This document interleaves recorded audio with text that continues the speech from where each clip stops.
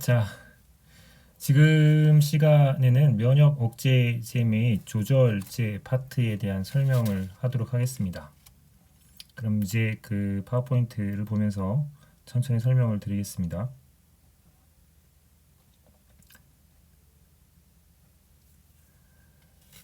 자, 이제 면역 억제제와 조절제에 대한 파트를 시작하도록 하죠.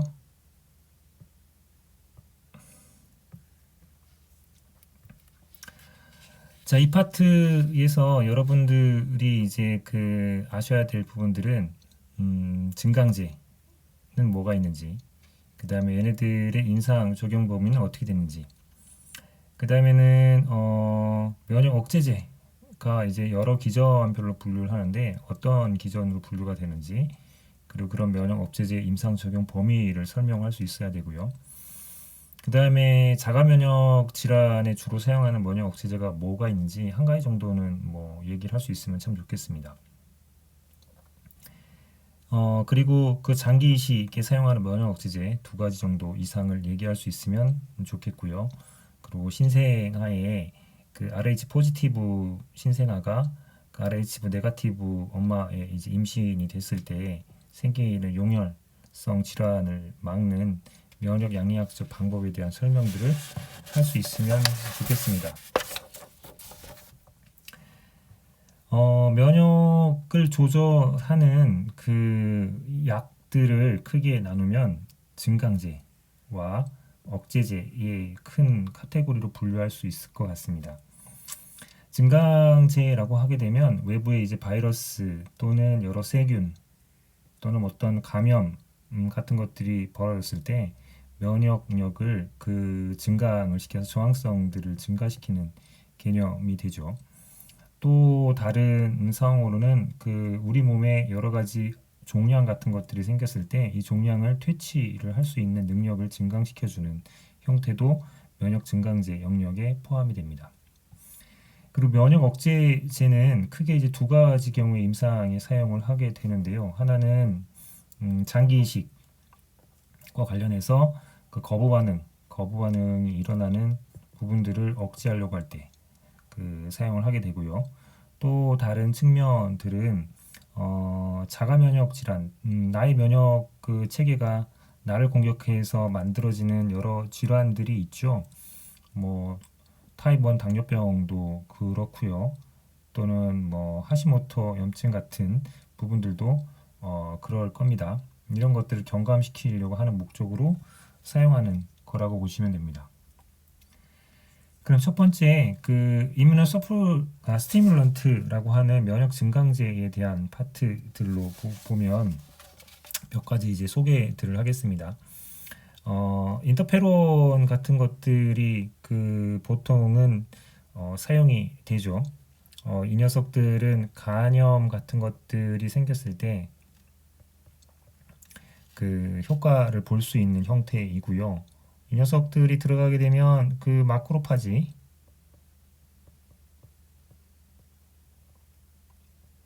하고 NK 셀들의 활성들을 높여주는 역할들을 하게 됩니다. 또 다른 측면으로는 이뮤노글로빈 G의 활성들을 높여줘서 항체에 대한 역할들을 강화시켜 내므로 해서 염증의 저항성들을 키워주는 역할을 할 때 사용하는 거죠.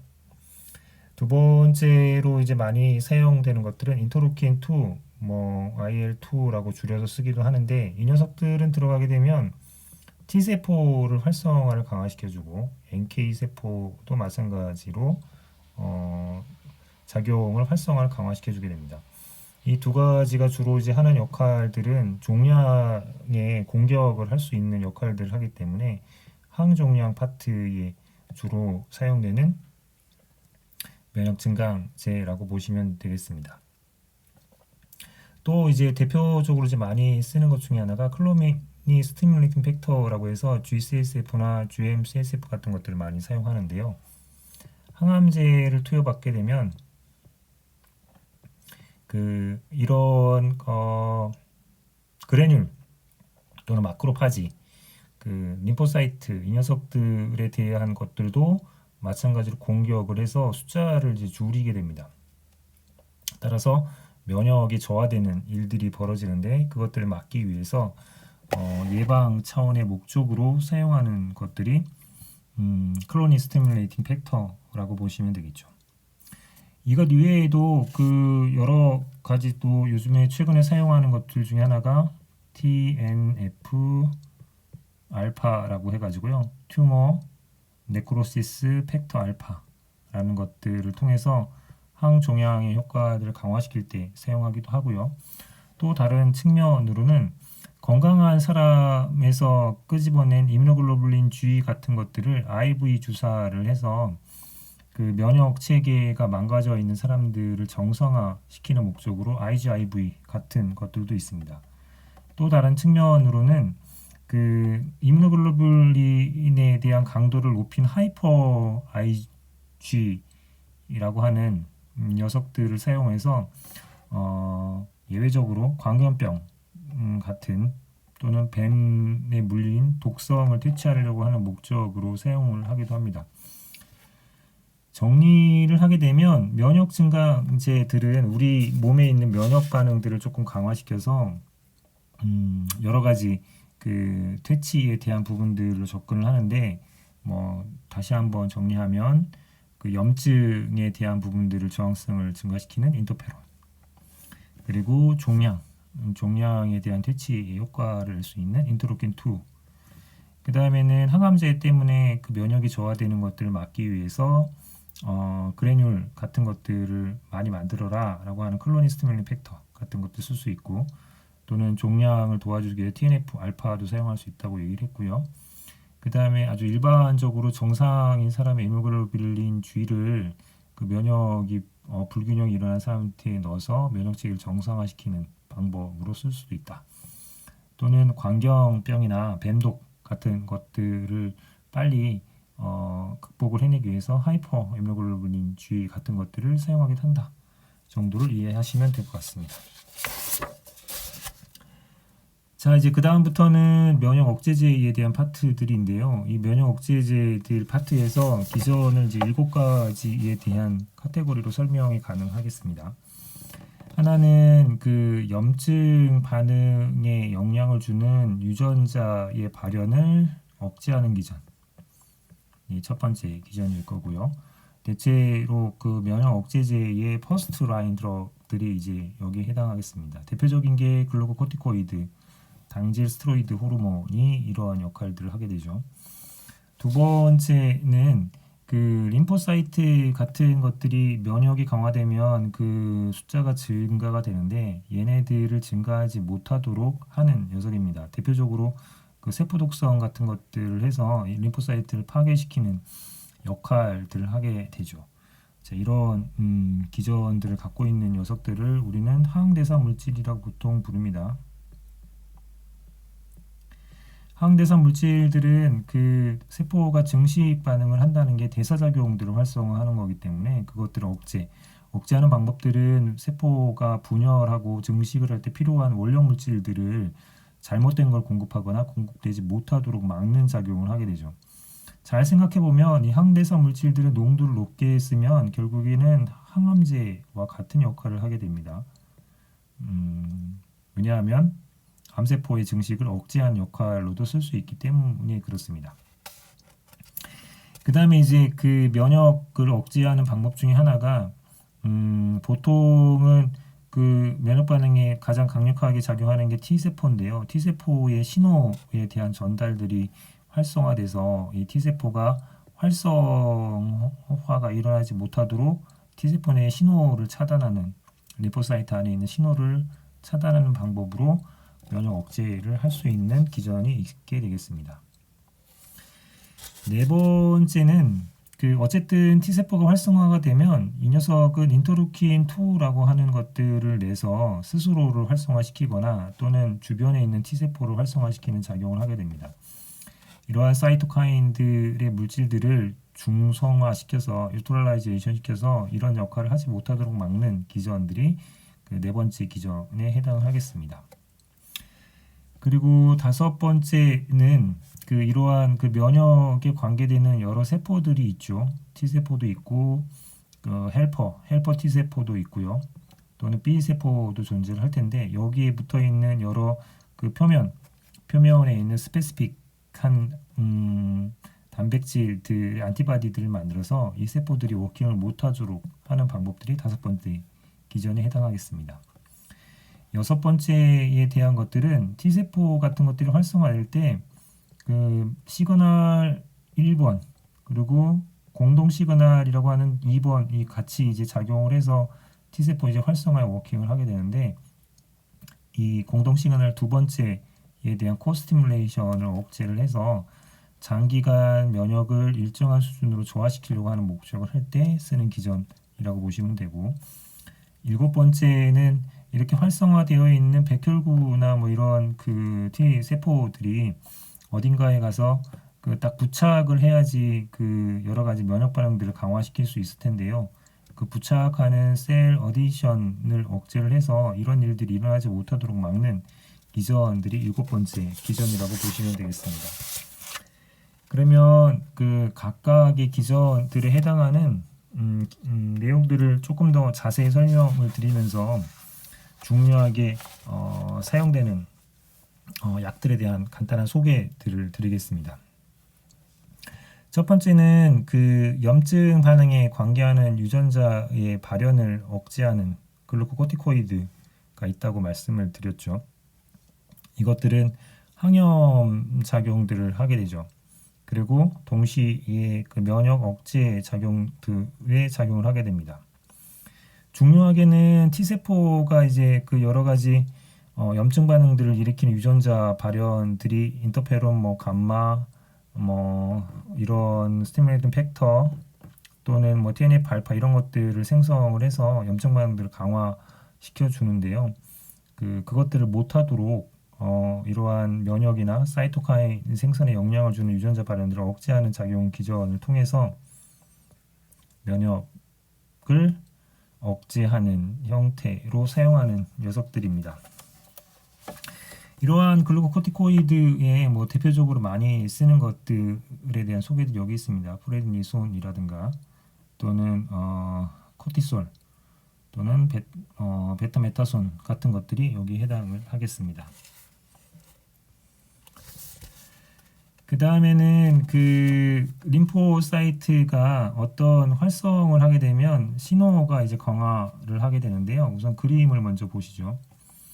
그게 T 세포 안쪽에 있는 형태입니다. 그 여러 가지 TCR 반응에 의해서 세포에 이제 활성이 오게 되면 칼시류린이 이제 활성화가 돼서 이 녀석들을 통해서 쭉 들어가면 인터루킨2 유전자가 발현이 증가를 하게 됩니다. 그리고 이렇게 발현이 증가된 녀석들은 내부에 mTOR로 신호를 타고 들어와서 그 세포의 증식을 강화시키는 기전을 갖게 되는 게 T세포의 활성화의 기본 기전이라고 보시면 되죠. 이런 상황에서 크게 인터루킨 2를 활성화시키는 칼시류린 쪽을 이니비션하는 녀석이 칼시 류린 이니비터에 해당을 할 거고요. 그 다음에 이 인터루킨 2가 나와서 다시 세포의 증식을 강화할 때 영향을 주는 mTOR 이니비터에 해당하는 녀석이 이 두 가지 녀석이 되겠습니다. 각각에 대한 그 모양들을 조금 뭐 뒤쪽에 조금 보신다고 보시면 되는데 이쪽에 그 칼시루린의 이니비터에 대한 상황들을 설명하게 되면 타크로니무스가 사이클로스포린에 비해서 약효가 좀 센 편입니다. 약효가 세면서 독성도 좀 강하죠. 약효도 강하고 마찬가지로 독성도 강한 그 약물에 해당을 하겠고요. 이런 녀석들은 보통 신장의 독성을 일으키는 그 일반적인 부작용들을 갖게 됩니다. 그리고 mTOR 이니비터라고 하는 부분들은 주로 이제 간독성이나 이제 두통 같은 것들을 일으키는데요. 이 시롤리무스 같은 경우가 상대적으로 반감기가 60시간으로 긴 편에 해당을 하고 이 녀석은 좀 특징적으로 고지혈증이라고 하는 부작용을 나타내는 특징을 갖고 있습니다.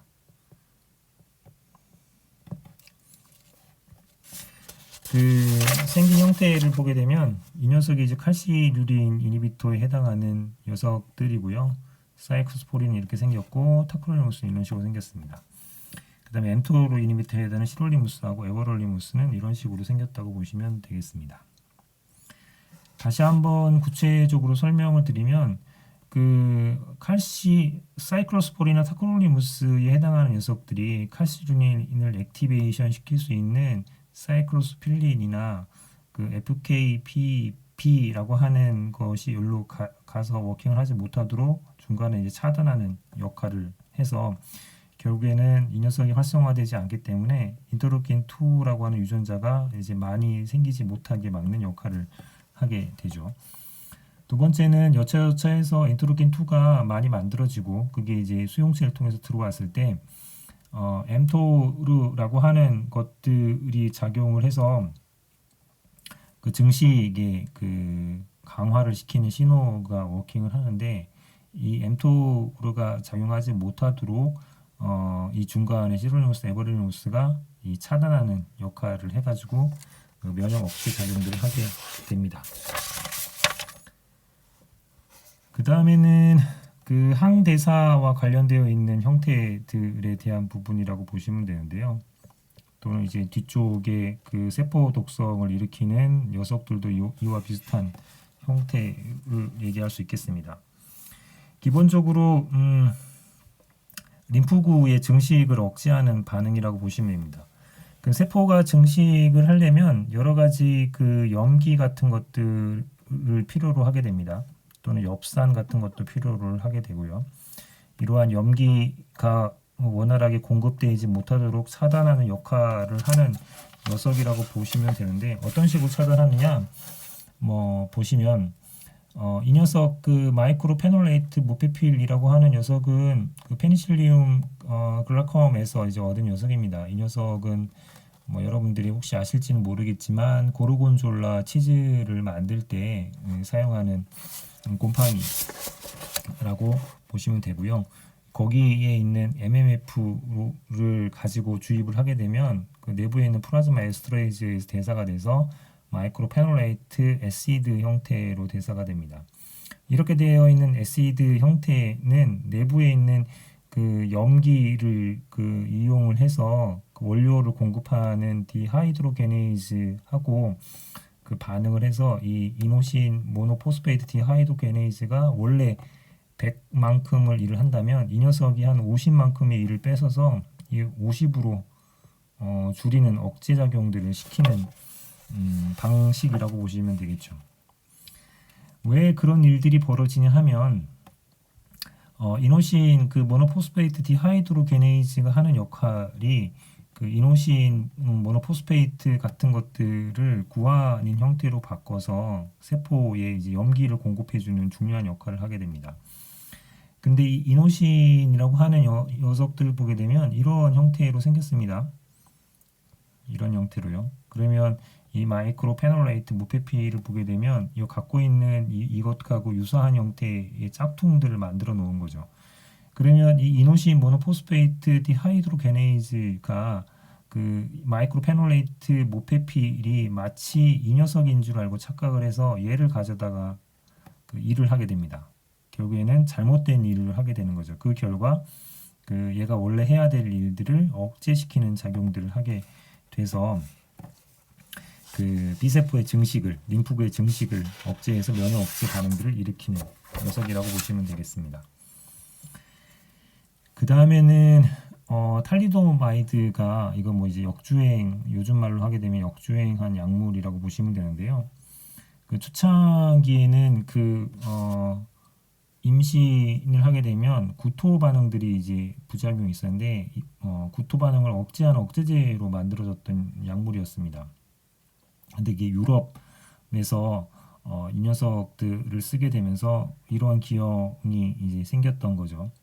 그 마치 단지증 같은 것들이 생겨서 퇴출이 됐던 약물입니다.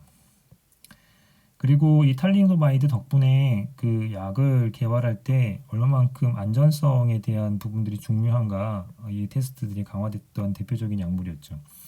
시간이 흐르고 흘러서 다시 연구를 시작합니다. 왜 이러한 단지증이 일어났던가, 탈리도마이드가 무슨 일을 했길래 라는 부분들로 해가지고 살펴보니까 단지증이 일어났던 이유들은 그 혈관을 신생할 때 중요하게 작용하는 FGF2라든가 IGF-1 같은 곳에 탈리도마이드가 결합해서 이러한 유전자들이 적절하게 발현하는 것을 못하도록 그 막는 역할을 했더라라는 것들이죠.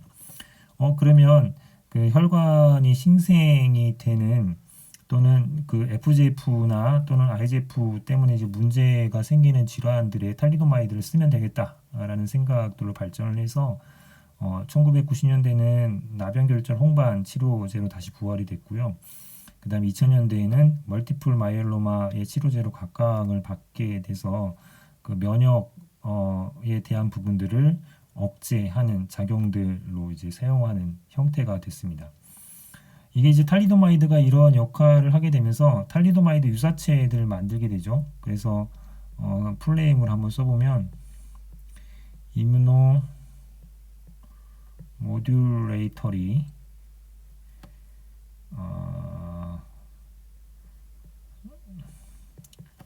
derivatives of 탈리도마이드. 그래서 이런 약물들의 이름을 우리는 이미드라고 부릅니다.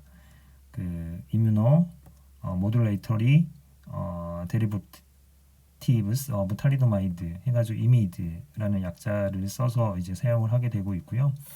이것하고 이제 비슷한 유사체로 만들어져 있는 게 네랄리도마이드라든가 그 포말리도마이드 같은 것들이 이러한 형태로 개발되어 있는 약물이라고 보시면 되겠습니다. 그 다음에는 그 항암제에 대한 특성들을 갖고 있는 것들이 이쪽 면역 억제제 파트에 사용을 할 수 있게 됩니다. 개념적으로 보게 되면 항암제들은 세포의 증식을 억제하는 녀석들이죠. 그리고 면역을 억제한다는 개념들은 그 림포사이트 또는 골수의 세포 증식을 억제하면 면역 억제할 수 있게 됩니다. 따라서 항암제로 사용하는 그 농도보다 좀 적절한 농도를 사용하게 되면 이 녀석도 면역 억제제로 사용할 수 있게 되기 때문에 사이토톡식 에이전트가 이 판에 들어왔다고 보시면 되죠. 그 중에 그 림포사이트 억제를 효과적으로 하는 뭐 몇몇 물질들이 있는데 뭐 예를 들면 아자치오피린이라고 하는 녀석이 있습니다. 이 녀석은 그 들어가게 되면 6MP 형태로 대사가 일어납니다. 그리고 그 6MP는 이 자체로 굉장히 강력한 항암제의 역할을 하게 되는 녀석들이죠. 그 아자치오피린이라고 하는 녀석의 구조를 보게 되면 이 끄트머리에 비슷하게 그 피린하고 이제 같은 형태로 되어 있는 모양들을 갖고 있어서 이 녀석들이 들어가게 되면 IMP를 서브스트레이트로 사용하는 고아닐 카이네이즈에 하고 이제 반응을 함으로 해가지고 이 녀석의 역할들 이니비션 해서 증식에 필요한 여러 가지 AMP, GMP의 전환을 방해하는 역할을 하게 합니다. 그 다음에는 사이클로포스파마이드라고 하는 게 있습니다. 이 사이클로포스파마이드는 이 끄트머리가 이제 이런 식으로 생겨 있는 작용기를 갖고 있는 이 작용기를 나이트로젠 머스타드 작용기라고 하는데요. 이 작용기는 어떤 역할을 하게 되냐면 DNA 가닥에 그 딱 붙잡고 늘어지는 이거를 이제 그 알킬레이션 반응이라고 하는데 이러한 반응들을 통해서 DNA가 그 복제를 하는 것들을 억제하는 형태를 그 쓰게 됩니다. 주로 이제 자가 면역 질환의 경우에 이 사이클로포스파마이드가 이러한 형태로 이제 주로 사용을 하게 되어 있고요. 또 다른 측면으로는 피리미딘의 이제 염기의 합성을 억제하는 녀석으로 대표적인 게 네플로마이드 녀석이 있습니다. 이 녀석도 마찬가지로 그 피리미딘이라고 하는 그 UMP 합성의 이제 중요 하게 작용하는 디하이드로게네이즈라고 하는 요소가 있는데 이 녀석이 그 원래 있는 UMP를 만들지 못하도록 얘랑 같이 그 놀자 해가지고 이 기능들을 억제시키는 일들을 하게 되죠. 이런 작용을 쓰는 녀석들은 주로 이제 요마토이드 치료에 이제 쓰게 되고요. 이제 이런 녀석들이 들어가게 되면 그 세포 증식에 필요한 UMP 같은 거 생성을 좋아하기 때문에 임산부한테는 절대로 투여를 하면 안 되는 형태가 되겠습니다. 기존적으로 보게 되면 그 레플로마이드가 이제 이런 형태로 생겨 있죠. 그리고 이제 이 형태로 생겨 있는 녀석들이 피리미딘 염기하고 이제 유사한 형태로 되어 있기 때문에 피리미딘의 형태를 가지고 그 UMP를 만드는 데 중요한 효소, 이 요소가 비슷한 녀석인지를 알고 레플로마이드하고 놀다가 자기 역할을 그대로 이제 못하게 되는 형태가 되면서 세포 증식에 필요한 것들을 차단해서 항종양 또는 T세포의 억제 이런 부분으로 나가게 되는 거죠. 그 다음에는 안티바디에 대한 것들로 여러 가지 면역 억제에 대한 부분들을 할 수 있는데요.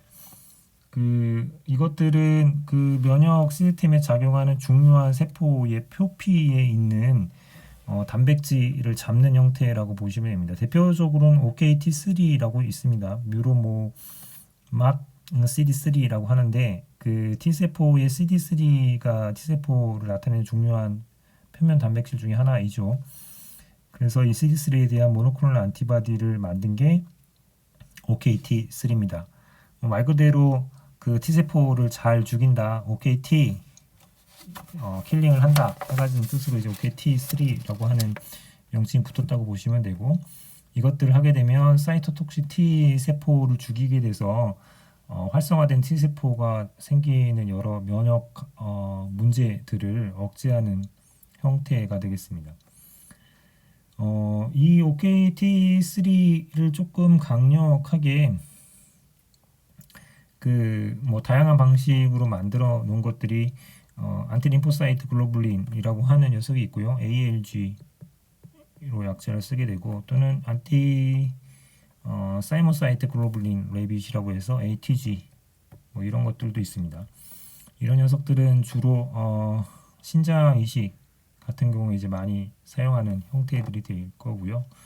그리고 이 OKT3 같은 경우도 급성 면역 거부 반응 이런 부분들을 이제 주로 사용하는 약제들이 되겠습니다. 그 다음에 면역 양리학자들이 가장 자랑스럽게 생각하는 그 약 중에 하나가 RHOD 이뮨글로불린이라고 하는 녀석입니다. 이 녀석은 이제 어떤 식이었냐면, RH 포지티브한 태아가 그 RH 네거티브 엄마의 이제 임신이 되고 나서 첫째 아이가 그 태어나면서 벌어지는 일이, 이 RH 포지티브에서 있는 적혈구들 일부가 엄마한테 이제 이동을 하겠죠.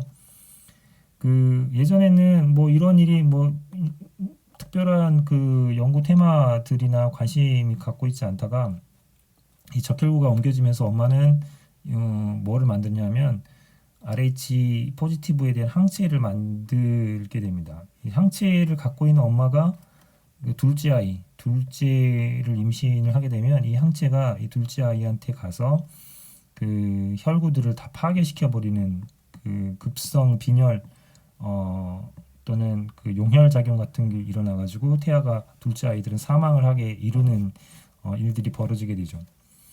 그래서 이런 일들을 방지하기 위해서, 즉 다음번 임신에 일어나는 그 헤마토라이틱 아네미아 이것들을 방지하기 위해서 이제 뭘 하느냐, 만약에 태아가 그 포지티브 아이로 이제 임신이 됐다, 첫 번째 아이가 이런 게 확인이 되면, 이 출산을 하면서 적혈구가 이제 엄마 몸속으로 이제 일부가 들어갈 텐데요. 그 엄마 몸에 있는 그 B셀이 이 아기로부터 온 적혈구를 인지해서 항체를 만들려고 하는 그 시간 전에, 즉 72시간 안에 이것들을 투여를 해줍니다. 개념적으로 보게 되면 이런 겁니다. 엄마가 이제 B 세포를 갖고 있겠죠. 근데 이 엄마는 RH 네거티브 엄마인데, 여기에 이제 RH 그 포지티브 아이가 태어나면서 이 엄마 쪽으로 아이한테서 온 적혈구 일부가 들어오게 됩니다. 그러면 이 B 세포가 이 적혈구를 인지해서 항체를 만들지 못하도록 이 세포들을 파괴시켜주는 약들을 엄마한테 주게 되는 거죠. 즉 RHOD라고 하는 이뮨글로불린을 엄마한테 72시간 안에 처방을 해서 엄마가 RH 포지티브에 대한 항체를 못 만들도록 몸 상태를 만들어주는 겁니다. 이렇게 되면 둘째 아이도 정상적으로 임신을 해서 출산을 할 수 있게 되는 거죠. 굉장히 드라마틱하게 그 태아가 둘째 아이가 사망되는 사건들을 막았기 때문에 양리학 면역 양리학적 부분에서는 하나의 그 문제를 완벽하게 해결한 녀석이라고 생각을 해서 굉장히 스스로도 훌륭한 작품이라는 생각들을 갖고 있나 봅니다. 그래서 면역 양리학자들이 만약에 이 관련된 문제를 낸다면 이게 정답인 경우들이 많이 등장을 하게 됩니다.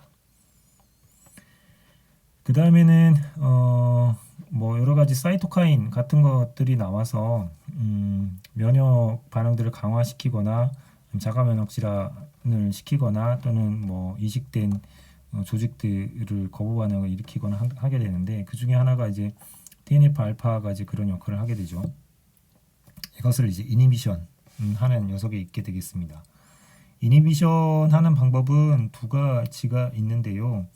그 TNF 리셉터하고 미리 먼저 반응들을 해서 TNF 알파가 가가지고 작용하지 못하도록 하는 에탄올 셉트라고 하는 녀석이 있고요. 두 번째는 아예 그 TNF의 항체들을 만들어서 TNF 알파를 중화 또는 항원 항체 반응으로 약화시키는 형태들이 있게 되겠습니다. 자, 이런 형태의 모노클로널 안티바디를 만들 때 그 여러분 잘 보시게 되면 중간쯤에 XI가 들어있는 것을 볼 수 있고요. 여기는 이제 그 U가 들어있는 걸 볼 수 있을 겁니다. 풀리 휴머나이즈드 이뮤노글로빈 G1 가지고 모노클로널 안티바디를 만들 때는 여기에 U가 들어갑니다. 휴머나이즈드를 약자를 하는 U가 들어가 있고요. 그 다음에 일부는 휴먼, 일부는 마우스, 이렇게 카이메릭 형태로 만든 녀석들은 카이메릭의 약자인 XI 또는 I가 들어가 있는 형태가 됩니다. 그래서 그 모노클로널 안티바디 제제의 앞쪽에 그 약물의 이름들을 보게 되면 이 녀석은 카이메릭, 즉 파셜리 한 형태다, 이 녀석은 풀리한 형태다라는 것들을 구분할 수 있겠죠. 둘 간의 차이를 보게 되면 아무래도 풀리한 휴머나이즈드로 만든 게 가격 측면에서는 이 녀석이 이제 가격이 비싸겠죠. 가격이 비싼 반면에 풀리 휴머나이즈드 단백질로 만들었기 때문에 이 녀석은 면역적인 알러지 반응 같은 게 조금 적을 가능성이 있게 됩니다. 알러지 반응들이 조금 생길 수는 있지만 그 파셜리하게 이제 만든 녀석들은 가격적인 측면에서 그 가소성 같은 것들을 발휘할 수 있기 때문에 그 전혀 쓰지 못하는 형태들은 아니죠. 그래서 이 녀석들은 주로 크로온 디지즈 같은 자가 면역으로 인한 만성병 같은 데 주로 이제 사용되는 형태가 되겠습니다. 이런 그 아달리무맙 같은 경우를 바탕으로 그 조금 더 이제 얘네들이 생체 안에서 오랫동안 생존하기 위한 방법으로 PEG 같은 것들을 이제 붙여서 만드는 세르톨리주맙 페골이라고 하는 녀석들도 있다 정도로만 이해를 해주시면 될 것 같아요. 그 다음에는 그 안티젠 프리젠팅 세포가 T 세포를 이제 활성화시키려면 두 가지 반응이 일어나야 된다는 것들을 면역 각 시간에 이제 배우셨을 겁니다. 시그널 1이라고 하는 메이저 시그널이 있고요. 그 다음에 코 스티뮬레이션이라고 하는 파트가 시그널 2라고 해서 존재를 하게 되죠. 활성화 측면에서 굳이 퍼센트를 따지면 얘가 이제 80% 역할을 하고 얘가 한 20% 역할을 해서 이제 100%라고 하는 활성화 시그널을 보낸다라고 뭐 그냥 굳이 나눠 설명한다면 이렇게 나눌 수 있을 것 같고 이 코어 스티뮬레이션 팩터에 해당하는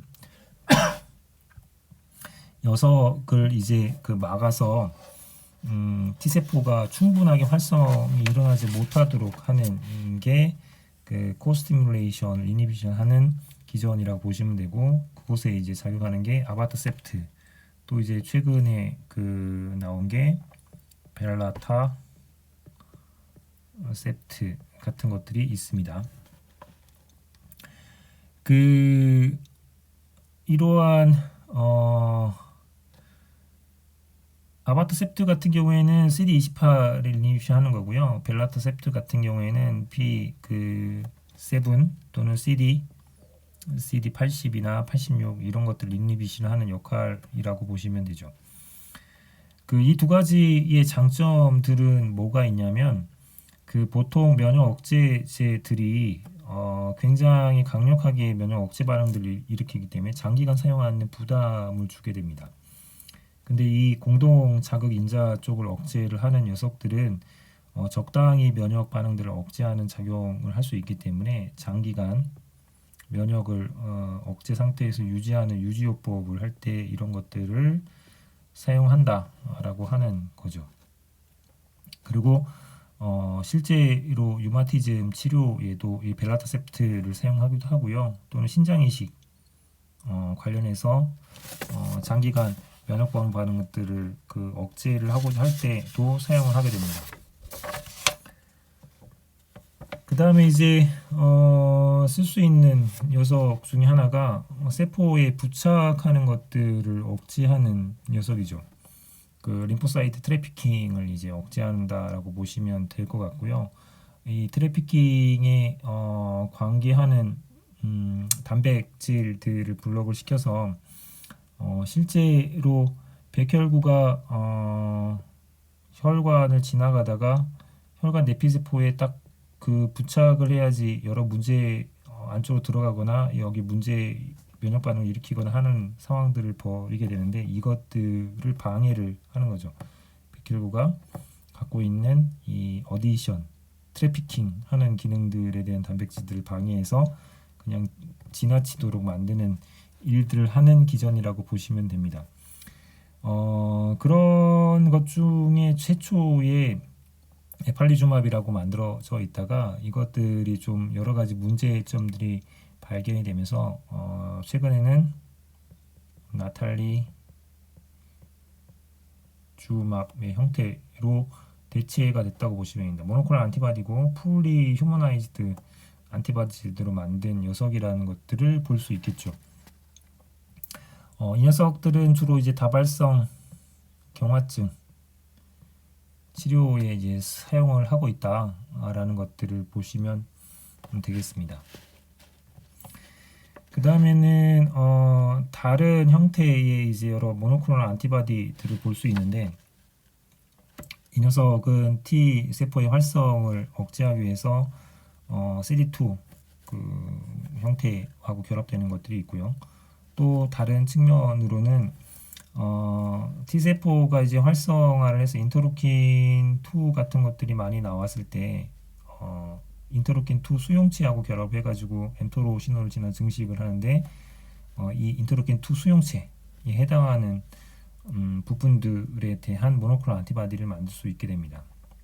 그래서 대표적인 인터루킨 2 리셉터의 그 안타고니스트 하는 모노클로널 안티바디가 닥실리주맙하고 박실리시맙이 있는데 이 녀석들도 이제 마찬가지죠. 그 풀리 휴머나이즈드 모노클로널 안티바디가 닥실리주맙이고요. 그 다음에 카이메릭 안티바디가 그 박실리시맙이 되겠습니다. 가격이 비싸고 가격이 싸지만 부작용이 이쪽은 이제 조금 덜한 형태가 되겠죠.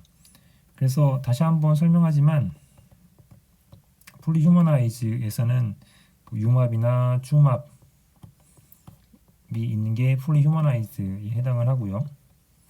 그리고 C맙이나 X맙 이 형태로 되어 있는 것들이 카이메릭 형태의 그 제재화된 거라고 생각을 하시면 될 것 같습니다.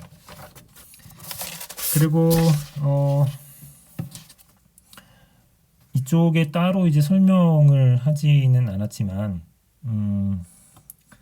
여러분들이 교재 안에서 그 테이블 55-1번을 보시면 전체적으로 그 면역 억제제들이 실제로 임상에서 어디에 지금 사용되고 있는지에 대한 요약이라고 보시면 될 것 같습니다. 우선은 자가면역 질환의 그 주로 사용되는 형태들을 보게 되면 퍼스트 라인 드럭으로 글루코티코이드 중에 하나인 프레드니솔들을 주로 사용하는 것들을 볼 수가 있죠. 그 다음에 그 신생아에 대한 부분들로 그 스스로도 이제 엑셀런스 리스판스에 이렇게 파악한다라고 했을 때 RHD 이뮨 글로불린 이건 아까 설명을 드렸고요. 그 다음에는 그 많이 사용되는 것 중에 하나가 장기 이식 같은 경우에 쓰게 되는데 이때는 뭐 여러 가지들을 사용한다고 보시면 됩니다. 신장 장기 이식에는 사이클로스포린이라든가 박실리시맙이나 닥실리주맙 같은 것들이 사용된다라는 것들을 볼 수 있고요. OKT3도 여기 보이네요. 허트에서도 사이클로스포린, 뭐 아자치오피린 또 이런 것들을 사용한다. 리보에서도 사이클로스포린, 본메로에 뭐 사이클로스포린 이런 그 일반적으로 가장 많이 사용하는 형태들을 볼 수가 있고요. 그 다음에 그 임상에서 쓰는 것 중에 하나가 스텐트를 부착을 하게 되면 그쪽에 이제 염증 같은 것들이 생기고 그게 이제 악화가 될 수가 있게 됩니다. 그런 경우에 이제 스롤리무스 같은 것들을 그 스텐트 부위에서부터 그 나오도록 장착을 시켜 놓게 되면 이것들을 이제 막을 수 있는 형태가 되죠. 그 다음에는 신생혈관의 뭐 쿨라 디제너레이션이라고 하는 황반변성 같은 것들이 생길 수도 있는데 이런 경우에 베바스주맙 같은 또는 라니비주맙 같은 형태들을 줘서 그 혈관 신생에 관계하는 것에 대한 모노클 안티바디 제제로도 그 면역 억제 반응들을 사용을 한다라는 상황들을 이해를 해주시면 될 것 같습니다. 자, 이상과 같이 그 설명을 쭉 드렸습니다. 면역 증강제 주로 사용하는 인터페론, 인터로킨 2, GCSF, TNF 알파, 이뮤노글로불린, 뭐 IV 뭐 이런 형태들에 대한 몇 가지 요소들을 얘기했고요. 세 가지 정도로만 정리를 해주시면 좋겠고, 면역 증강제 임상 적용 범위는 말씀드렸죠. 간염이라고 하는 염증 일어나는 것, 그 다음에 항종양 파트에도 사용할 수 있고, 그 다음에는 그 골수가 항암제에 의해서 억제가 되는 것들을 부작용을 막기 위해서 또는 면역 시스템이 파괴된 것들을 정상화시키는 방법으로 뭐 여러 가지 적용들이 있다라는 설명들을 드렸습니다. 면역 억제제의 중요 작용 기전을 7가지 기전으로 분류해 설명을 드렸고요. 각각의 그 임상 적용은 어떤 식으로 하는가에 대한 설명도 함께 드렸다고 보시면 되겠습니다.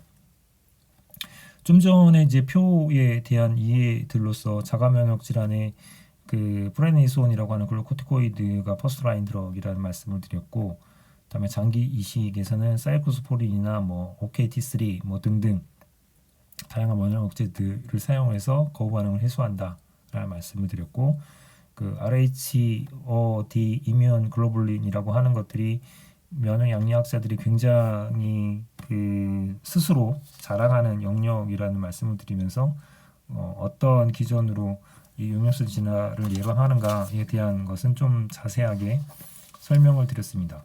이걸 왜 이런 설명을 드리냐 하면 이런 그 RHD 이뮨글로불린 이 녀석을 엄마한테 처방을 하는 건데 그 사람에 따라서는 이걸 마치 신생아에 처방하는 걸로 오해하는 경우들이 생겨서 설명을 드렸다고 보시면 되겠습니다. 자, 이렇게 해서 그 여러분들하고 해야 될 면역 억제제하고 조절제에 대한 파트들에 대한 설명을 마쳤습니다. 그러면 뭐 충분히 그 곱씹어서 이해를 해 주시길 바라고요. 요 면역 억제제 조절제 파트는 55장 여러분 교재 55장에서 확인을 할 수가 있으니까 한번 책들을 처음부터 뭐 찬찬히 한번 좀 읽어 보셨으면 좋겠습니다. 그러면 오늘도 고생 많이 하셨습니다.